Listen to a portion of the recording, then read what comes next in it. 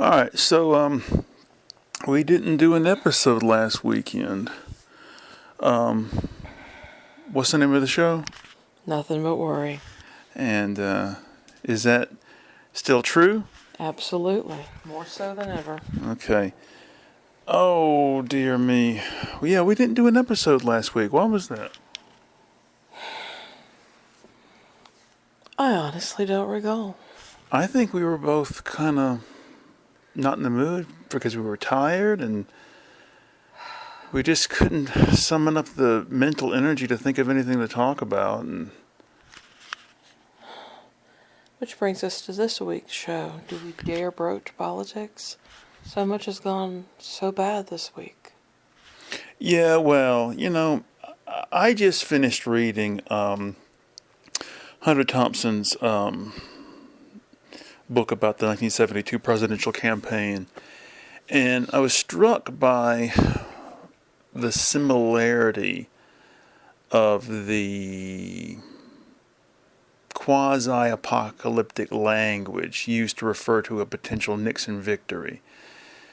And it was amazing to me that the same terms were used. If Nixon wins, you're going to have jackbooted thugs kicking down your door. And it made me realize that even though technology has changed, it's a cyclical thing. It's a pendulum thing. And I think human beings just naturally retreat to conservative positions when they're threatened by changes, societal changes, changes in technology, or changing the workplace. And if we can survive being permanently shackled, the pendulum will swing back. I mean, already you're seeing people getting like, well, Trump's going a little further than I expected. I didn't mean to vote for this. There's something more at play, though. It's truly an existential crisis. Back up to the 72 election, Nixon was a competent, educated person who had respect for the institutions of government. Trump is not that in any way, shape, or form. He's an egomaniac, full of bluster and bravado. He is consumed with promoting himself and getting everything he can and milking this presidency for every cent he can make out of it. As to what you said about surviving this, we're at a tipping point with regard to the climate. And we have already surpassed several points to causing a destructive ecosystem that we're not going to be able to easily come back from. In the last couple of weeks, you and I have gotten a number of bills because it's the end of the year. And the one that struck me the hardest at this point, I haven't seen the health insurance yet, our home insurance went up 34%. Inflation, catastrophic events. Of course, the house is valued about 17% more than it was, which is ironic given how slow the sales are. I saw that in Atlanta, 20% of sales are canceled between the final point and where somebody enters into a contract. And we're at a point with the environment where we're not going to come back from this easily. And the way that we've adapted as humans to exist within our environment will have to be so radically altered for a large number of people to survive that we may not have that. We've gone through periods of bottlenecks in history. Over 70,000 years ago, I think it was, there was a genetic bottleneck where the population of the Earth greatly shrunk and then eventually reemerged slowly. And so we've seen this happen before. We've seen great die-offs in cultural history. The fall of Rome was preceded by plagues. You saw the Black Death coming in Europe and throughout Middle history, and I just don't know how much we're going to be able to come back from. I agree with you that in times of crises, the position is to draw back and to become more conservative in a lot of things, to become more defensive, to put up the palisades, close the gates, and keep out the foreigners. And we're seeing that around the world right now. And the climate crisis is agreed upon by a consensus of scientists and world governments. Well, this whole business of him not getting the Nobel Prize, I compared it several times over the last 2 days to a kid goes to a birthday party and he's upset that the birthday kid is getting presents and he's not. That's his mindset. He's been spoiled since the day he was born. And he doesn't understand why he can't have a prize. Why can't I have a prize too? You're an idiot. That's why. One of the interesting stories coming out of Norway this morning. Sweden is the Nobel Prize winning country, but Nobel is for peace is given by Norway instead. So the story of Norway this morning had several people in positions that are held positions in the government that basically came out and said, we fear for what's going to happen if Trump doesn't get this award. But then they turned around and they pointed to the reasons why he doesn't deserve it. And one of them was the masked secret police rounding up citizens and jailing and detaining them. This is unlike anything other European countries are doing. Everyone is walking on eggshells around this bastard because of the tariffs. And so they're very careful to couch their words delicately in genteel, tactful language. But these people in Norway, they just let rip in the interviews on The Guardian this morning. And I think it's because Norway comes from a strategically strong economic position. They have the world's most stable and wealthy Commonwealth Fund. And that puts them in a position where even the other European countries are saying, we respect you. Because what they did was they took their natural resources, oil reserves, etc., and they said, these belong to everyone. And we are going to share the wealth. And we're going to start by paying ourselves, our country, for these natural resources. We're not going to let some corporation get wealthy, some billionaires get wealthy. We're going to reap the benefits of our natural resources. Have you heard about what has happened in Idaho today? Mm-mm. As you probably recall, Trump got a multi-million-dollar plane from Qatar as a present for his presidential library. Mm-hmm. He has now ceded property in Idaho to the Qatari government at a U.S. military base so that the Qataris can come in, build a base within it so that they can train their pilots to use F-115s, F-15 fighters and such, which were also part of this whole deal. Trump is enriching himself and his friends at the expense of the American taxpayer. This week, $20 billion was agreed to be sent to Argentina as a financial bailout. In reality, it's not being sent to Argentina, but the investments in Argentina that are largely held by one of Scott Bessent, Secretary of Treasury, Scott Bessent's friends. Did you see that video I sent you of the guy trying to talk sense into his Republican-leaning parents? They won't be listened to. It's like the soy farmers.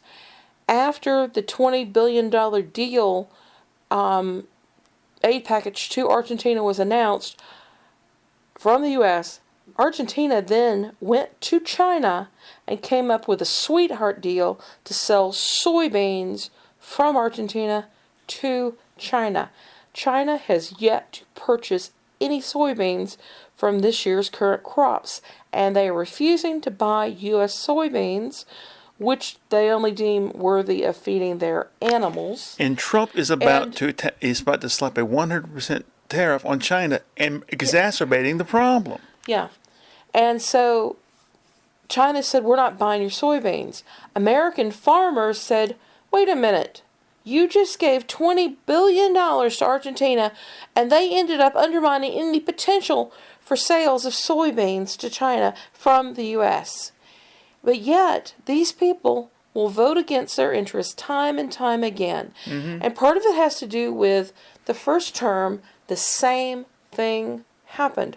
Farmers were bailed out to a tune of $12 billion, I think it was, over a period of several years because Trump's tariffs so adversely affected U.S. farmers that the taxpayer had to pony up the bill to bail out the farmers.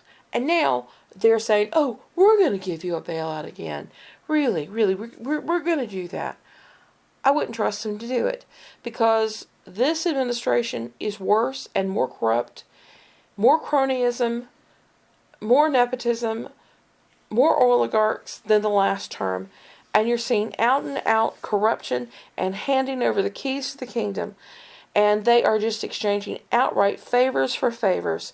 The AI legislation, for example, and the big budget busting bill. It's going to let them run amok unregulated. Yeah, and the reason no matter how bad it gets, the reason that they'll continue to vote for Republicans is because anytime there's rumblings of discontent, the Republicans will go, gay people, black people, trans people. Hey, they're right. And then the magic words, the Bible. Yeah.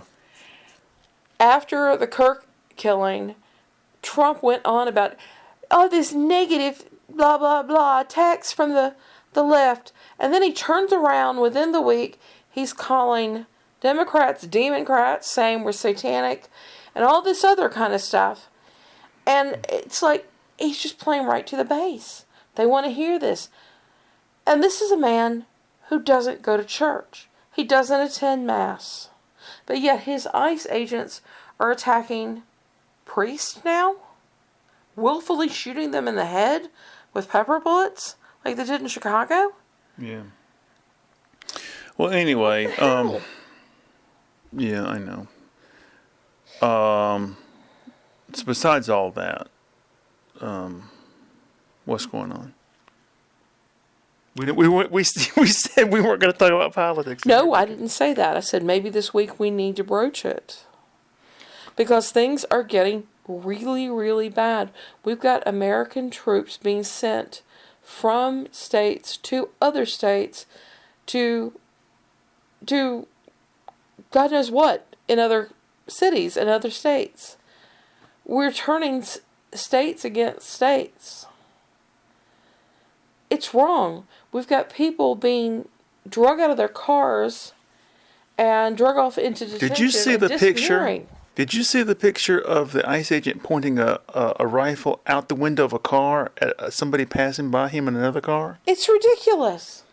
If we did this, we would be arrested. As is, we've got people that we don't even know are really ICE agents because they don't wear any badge numbers. You could pretend to be one. Exactly, and apparently that's what's going on right now. People have been confronting people who've been cosplaying as ICE agents because the agents that are out there don't have identifying marks. They don't have their names. They don't have any kind of badges, badge numbers, nothing. Nothing is there. And if you're lucky, it says ICE. But guess what? You can print that up on a printer now. So people are going out and they're just wearing all these crazy ass patches, trying to make themselves look like they're legit. What are they doing with these people that they're kidnapping? Who knows? A reporter, or not a reporter, but a WGN producer right, in yeah, Chicago was was arrested. arrested by ICE. And anyway, They had her pushed to the ground, practically hogtied her. cla- It was humiliating. It was horrible. Well, they claiming she was obstructing. I guess she was just standing there trying to. She's just standing there doing her job. Mm-hmm. They're impeding the press. And part of the lawsuit that they're looking at in Chicago against ICE is people who are clerics who are filing that their religious rights have been violated by ICE because their rights to protest are part of their religious mandate. And these aren't some obscure things. These aren't Muslims. These aren't pagans. No, these are Presbyterians, Methodists, Catholics, the biggies.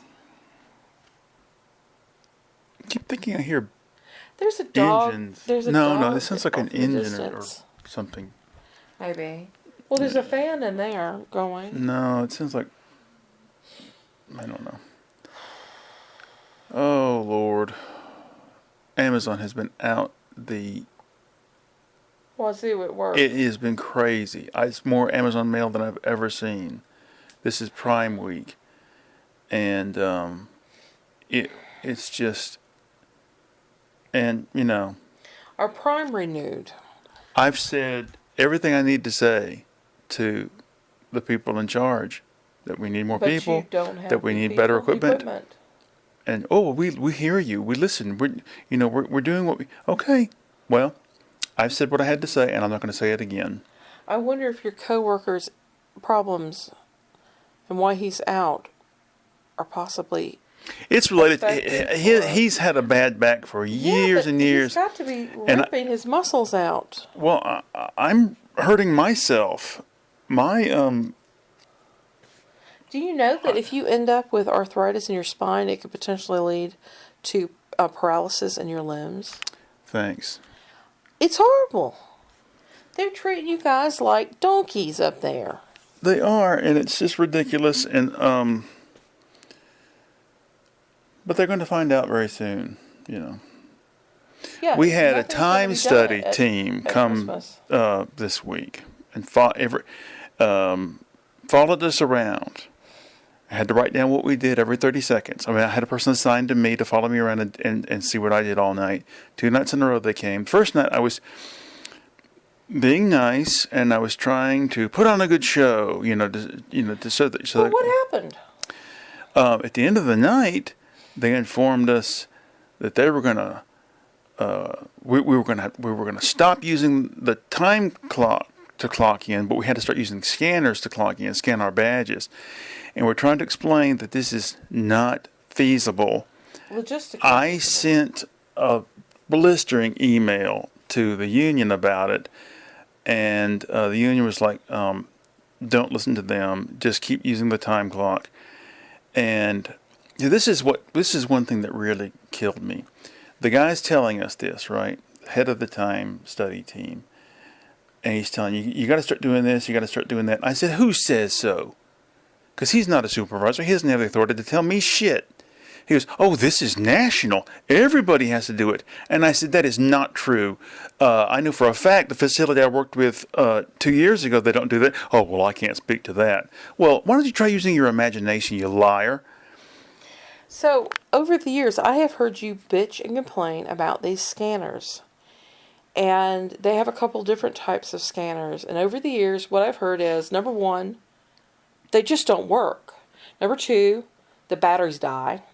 Number three, you can't find them when you need them. Well, and the number thing is, three, and number four, you end up having to go through all these ridiculous procedures to change between different jobs on it. So how do they expect you to get into the building, to find a scanner that works, yeah. and then log on and do it within 5 minutes on either side of your clock-in time, Well, so you're not late, along with everybody else? Even the scanners that we had up at Duluth, which are more modern than these clunky things we have in Athens. Even they were hard to get working, and Didn't you say sometimes people would take them home too? Because I don't know if I take them home, but I used to hide mine. because you can't find one. Yeah. You need it. Yeah. Yeah, you've got up at that facility, you would have on an average 300, night 400 people. 500 people working, Jesus. and maybe there's 40. Say 45, 50 scanners, maybe. Didn't you in the guys whole have building. a row of time clocks for everybody to clock into? Oh yeah, here in Athens we've only got one. Now there used to be, when I worked there before, there were two, I think. Now there's only one. But anyway, it's just another example. And so the union said they called the postmaster and asked him about it. He said, "This is the first I've heard about it. I don't know anything about this." And it just amazes me how the post office is run by complete time-serving non-entities that just... They've never worked the floor. They've never actually worked the I mail. remember when they made this, they made this change back when I worked in Duluth. They made some changes, and I said, "This is not going to work." And the bitch who was in charge goes, I have to follow orders, and so do you." Even if the orders make no sense, even if the orders are actually deleterious to the timely Distribution. yeah, Of product, working yeah. it's just this attitude, you know. You did say something that was kind of impressive. You guys have gotten rid of the old postmaster, brought in a new one. And for the first month or two he's been there, he actually, number one, showed up on the night shift to watch you guys. And number two, moved fucking mail. Physically moved. Even this last 2 weeks, when he's back to coming in the morning, I've seen him come straight over to the machine and start pitching in, running the mail on the belt, like the clerks do. It used to because be we're the shorthanded. Postmaster General was one of the guys who'd worked himself up for the rank. Mm-hmm. But now they've got these people that are just, they're money men. Never had to sweat. Who have in a their life. vested interest in seeing the post office destroyed. Yeah, Louis DeJoy did especially. I don't know who the latest one was, but he's another corporate guy. Yeah. Anyway, I'm just worn out. I'm getting too old for this. I hate to admit that, but I do the slightest little bit of work that I'm not used to, and my Wrist. right forearms are just worn out. It feels like I've been, if you've never been bowling before and you bowl, the next 2 days you can't do anything. You can't hold a pencil, and that's how I feel. Oh God, I'm worn out. I don't understand why I can't wake the hell up. Well, tomorrow when you go out, by God, buy a lottery ticket. Get us out of this hellhole. Give us some life-changing money, babe. I want to move away somewhere. I want to get out of this country now I'll tell you more than something. ever. Yeah, I'm reading a Kurt Wallander book, translated from Swedish into German, and this guy's a police Detective. Yeah, he's 60 years old in the book, so he's worked his way up. But you can sort of see that they have a very employee-friendly attitude, even in the police. I'm gonna need tomorrow off. Sure, or I'm gonna change my off days to this. Sure, I forgot I have a dentist appointment. Oh, go ahead and take off. And there's a scene in the book where he